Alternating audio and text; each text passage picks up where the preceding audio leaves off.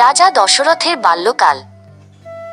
অযোধ্যার রাজা দশরথ যখন মাত্র 1 বছরের শিশু, তখন একদিন তার পিতা অজ রাজা ও মাতা ইন্দুমতি তাদের ছোট্ট সন্তানকে শুইয়ে রেখে আনন্দে মেতেছিলেন। তারা পুষ্পবনে খেলায় ও হাস্য পরিহাসে সময় কাটাচ্ছিলেন।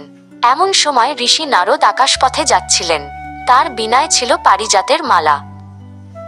হাওয়ার ঝাপটায় সেই মালা উড়ে এসে ইন্দুমতির গায়ে লাগে। পারিজাত ফুলের স্পর্শ মাত্রেই ইন্দুমতি প্রাণ ত্যাগ করেন। ইন্দুমতির মৃত্যুতে রাজা অজ শোকে ভেঙে পড়েন। অশ্রুসিক্ত নয়নে তিনি বিলাপ করতে থাকেন, হে প্রিয়তমা, তুমি কোথায় গেলে আমাকে একা ফেলে? তুমি তো আমার নয়নের মণি, আমার হৃদয়ের অলংকার।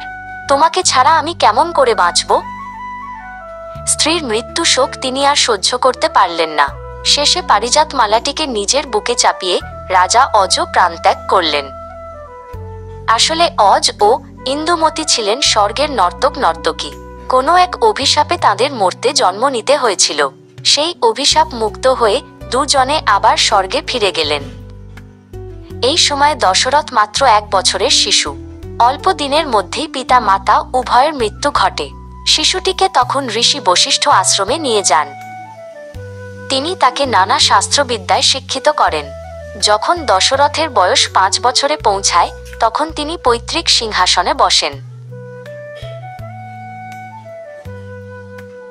ভৃগুরাম মুনি তাকে অস্ত্রবিদ্যায় দীক্ষা দেন এবং শব্দভেদী বাণ চালানোর বিদ্যা শেখান।